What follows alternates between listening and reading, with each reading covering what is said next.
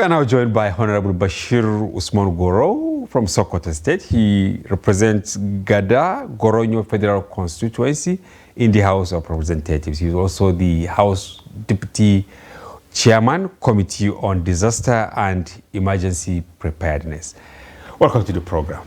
Thank you very much, Malam Hamza. It's my pleasure to be here. And happy Independence Anniversary. The same to you. Happy Independence Anniversary. Of course, the Honorable Member joins us to discuss youth participation in politics. He's among the youngest members in the Parliament. Yes, 63 years down the line.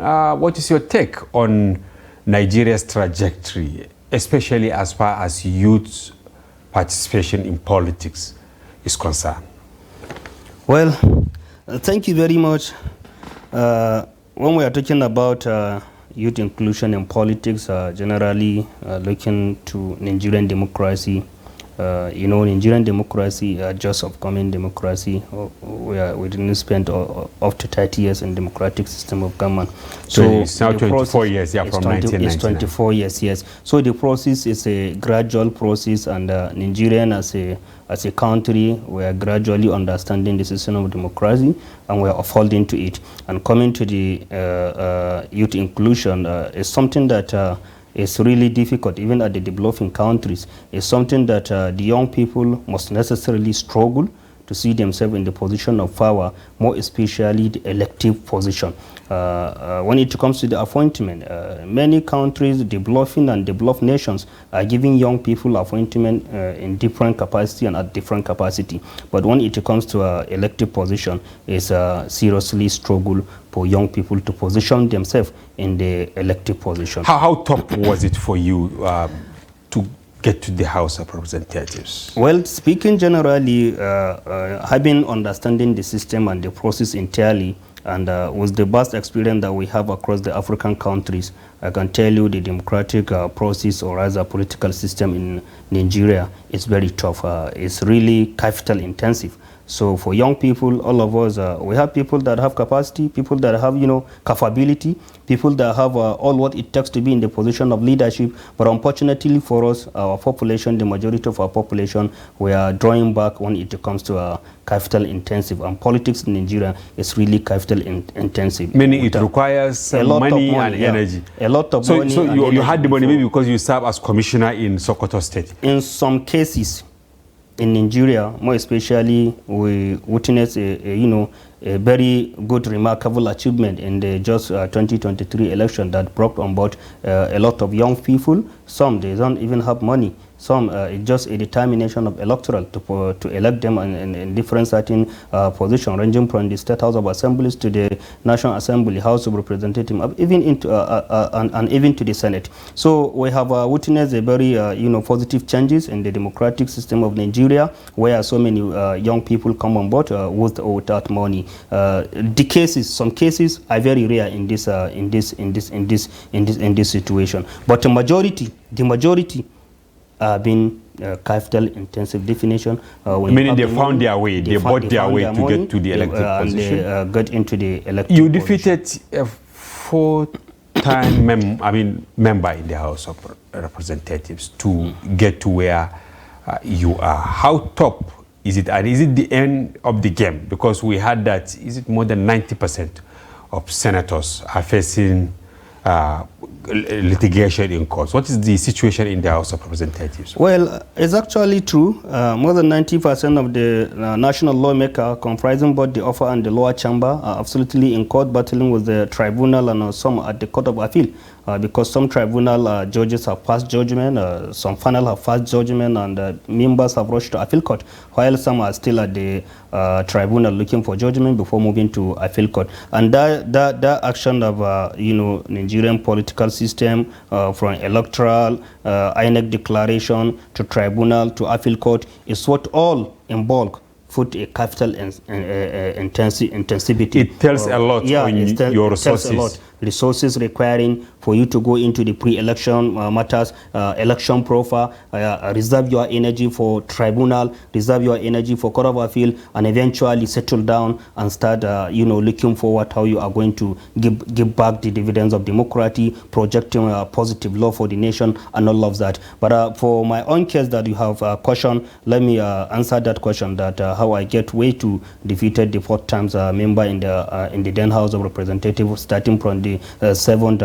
8th, 9, and 10th Yeah, assembly. he went there in 2007. Absolutely, it is not me, and it's not about resources mobilization. It's the determination of my constituent that they have determined to elect me in this position. It is not about money. If it is about money, I couldn't have defeated him. He has a lot of money and he's a billionaire. So me that are coming into the system was nothing but the determination of the electoral determined to vote for me into this position, and so it is here. I'm a member representing. But you served as special advisor to former Sokoto State Governor. You served as also commissioner for youths. All this before the age of 35, if I am right. Yeah. Meaning you also mobilize resources, or you told your constituents that it is time for youths to also have a say, and that paved the way for you to win. Well, you can go for investigation. I serve as commissioner and I serve as special advisor 2 times, all in Sokoto State government during Right Honorable Aminu Waziri Tambol administration, and Alhamdulillah, I served successfully. But I can tell you, I'm still living in government quarters. Up till now? Yeah, so material gain or accumulation has never been my objectives or my first point of priority. So what is the future for youths in Nigeria? Because there is this fear that unless you are born with a golden spoon, it's very unlikely for you to crack that wall to get into the elite cycle. Yes, we can absolutely do it. The only thing is that even in our own population, that is the population of young people, we have a problem, because within among ourselves, we are not supportive. You can see a young person contesting for a particular position in a certain constituency, but his fellow young people are not ready to support him. They are not ready to believe with his own objectives. They are not ready to believe with his own idea, no matter how capable, how capacity he built. So that is one problem among ourselves, the young people. And in another case, you see, the already established class of a particular state or a particular society. They have a choice of who they want to place in a particular position, who they want to give chance to contest in a particular, position, state assembly, house of rep, governor, or any other position that is elective in Nigeria. So there is that pre-positioning that the established society in Nigeria, they have their own choice that Mustawani or son of this person or son of the other person are the people that we are going to project in a certain position. Not on a common individual from a common family like me. So, so long we are not going, we the young people are not going to look at ourselves and see, Malam Hamza has the capacity and he can actually represent all of us in a certain position. Another person has the capacity and he can deliver and he can actually represent all of us in a certain position. That is where we can gang off and crack the wall and find our way out of all the incapability of resources, inadequacy of connection, and all of that. Now, some of you have found your way to the National Assembly, unlike what obtained in the 9th, 8th, 7th assemblies. You have the numbers now. What are you doing to see that millions of youths that are roaming the streets have no hope, despite the fact that many of them have succeeded in going to school, to also have a sense of belonging in the Nigerian project? Well, you see, as a national lawmakers, we have a limitation of what we can do. Our own, we can only make a favorable laws that will target the employment of young people, providing employment opportunity for the young people, and of course, create an enabling environment for those of us that wanted to go into business, industries. Those that want to create small and medium scale enterprises, they can go and do so on an enabling environment. So that for us as a national lawmakers, that's only what we can do to target the, direct credit disbursement to young people that can actually want to go for business. And of course, those that have graduated from university and wanted to go into, civil service career. We find the ways that government should mobilize as much as they can to make sure that the young people are actually employed in different parastatal and ministry, even though the space and the vacancies are not too good enough to consume all of them and all of the population. Yes. Are you worried of this JAPA syndrome, where young and agile people like you and me, because of course they want to remain at home, but because there is no hope, they always find their way out of the country. Are you worried, and are you thinking as a young lawmaker to have a law, a bill that will facilitate maybe the turning around of this problem? Well, I'm very worried, very, very much worried, because at this point now, if you take a tour in our own teaching hospital across the country, irrespective of the state you happen to visit, either Sokoto, Katsina, Enugu, or Lagos, anywhere you visit our teaching hospital now, the population of doctors now are gradually decreasing, because everybody are fighting from Nigeria, moving to one country or the other. Even in the banking sector. Even in the banking sector, and of course engineering department. So they are moving, they are packing and leaving Nigeria, searching for a white collar job at the countries abroad. So the point of concern here is that there is a position of constitution that gives Nigeria and Nigerians freedom of movement. You can move anywhere you want, irrespective of what you are going to do. Whether you are going for job, whether you are going for business, whether you are going for personal engagement, you have a freedom to do that. So under that section of constitution that gives Nigerians freedom to move is what is threatening Nigerian that living country going abroad for work. You think the problem is in the poor condition of living, of course, and the living wage, the poor condition of our working facilities and the living wage.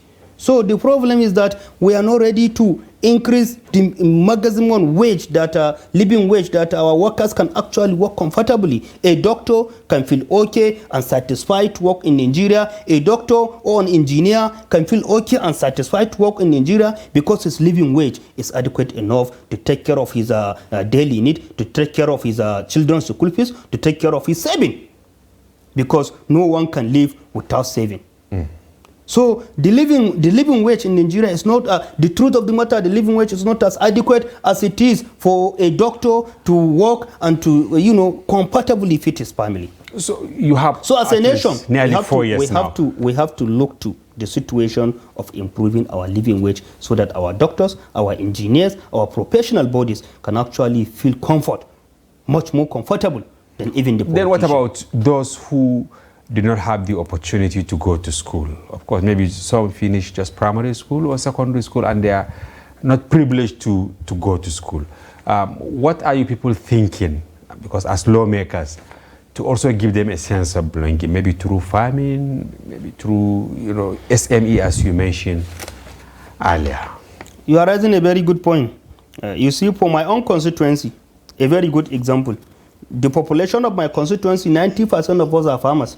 So whether government have provided job for graduate for a million and millions and millions of slots, we are only going to benefit with little out of it. But where government can actually impact positively for us is the empowerment on agricultural empowerment, SME disbursement, and so forth and so on. So there is need of diversification. Whether we like it or not, we don't have the capacity to absorb all the numbers of graduates in the situation where there is more than 5 million numbers of graduates roaming on the street looking for a job.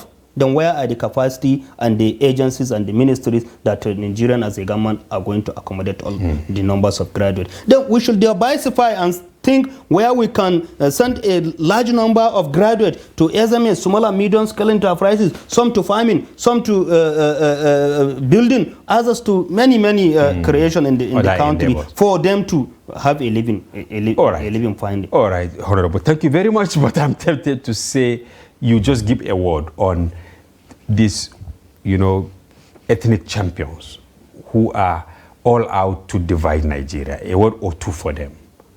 Well, Nigerian as a nation, apart from being patriotic, we also always think to stay united and to see ourselves irrespective of the region or religions we belong. Whether you are from the north, whether you are from the south, whether you are Christian, whether you are Muslim, as far as you are a Nigerian, we are Nigerians and we are one. Our unity is our strength. Thank you very much. Thank you. Well, viewers, we've been discussing with Honorable Bashir Usman Goro, who represents Gada Goronyo, Federal Constituency of Sokoto State, on the platform of PDP. He is also the Deputy House Committee Chair on Disaster and Emergency Preparedness. We discuss independence at 63. Thank you very much for your informed perspective. And thank you too for the opportunity to share my view. Thank you. All right. That's the end of the conversation. Hope you enjoyed it. Happy anniversary once again. Bye-bye for now. I'm Hamza Idris.